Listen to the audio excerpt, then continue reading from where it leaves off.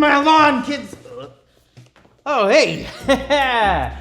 Finding Freddy here. I wasn't sleeping. I was looking through clues. That's what I do. If there's a clue out there, I'm gonna find it. That's why they call me Find It Freddy. I can solve any case, no matter how difficult. And I have found some doozies so far in my latest case. The mystery of the regular reveal. But even with all my clues, I still haven't figured out why the birth of our Savior wasn't a big fancy event. Here's what I got so far. A long time ago, back in the Bible times, everyone was called to go to their birthplace to be counted. One night this couple, Mary and Joseph, showed up in the town where Joseph was born, Bethlehem. You see, Mary was expecting a baby, and it wasn't just any old baby. It was a special baby. And it was about time for the baby to be born. But there was a problem. There were no rooms for them to sleep in. So they had to stay out in the stable. Out there with all the animals is where Mary gave birth to the Savior Jesus. They wrapped him up and put him in the manger. That's a big clue. A manger. Like a feeding trough for animals. Sure, it's kind of weird to have a baby in a barn, depending on what part of the country you're from.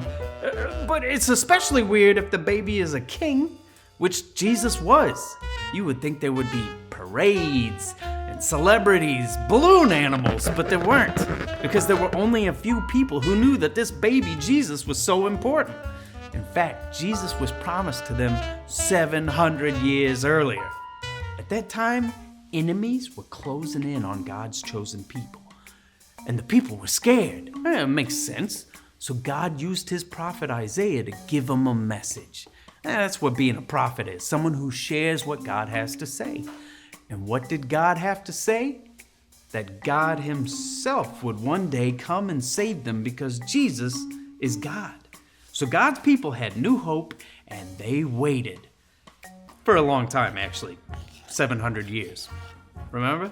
But if it was me waiting, I'd imagine that this important Savior would come to the most important people first, like rich people, or fancy people, or famous people, or the guy who delivers my mail. But instead, after Jesus was born in a stable, God's messengers announced the good news to some regular old shepherds. That's a clue. And I don't get it. I guess that's why they called it a mystery. I don't know. Here's how it went down. That same night that Mary gave birth to our Savior, some shepherds were watching sheep in the hills nearby.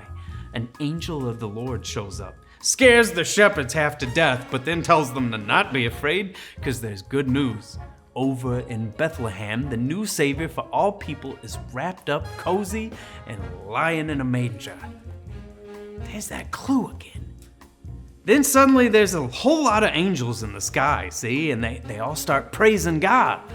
Woo! I bet that was a sight and sound.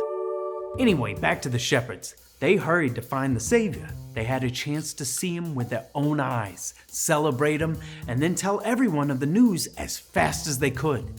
But why them? Why didn't the angels show up for someone richer or more powerful first? Mary and Joseph were just regular people. The stable was ordinary. The manger was ordinary. Shepherds, ordinary. Even now I'm amazed by this story, but I'm just a regular guy. Wait, maybe that's the point. The Savior was born for everyone, right? He wasn't just born for rich people or fancy people or famous people. He was also born for regular people like me. And we're all his children, see? We all get to celebrate because Jesus, the Messiah, heals everything that's broken and brings true joy to everyone who knows him. Jesus is our joy.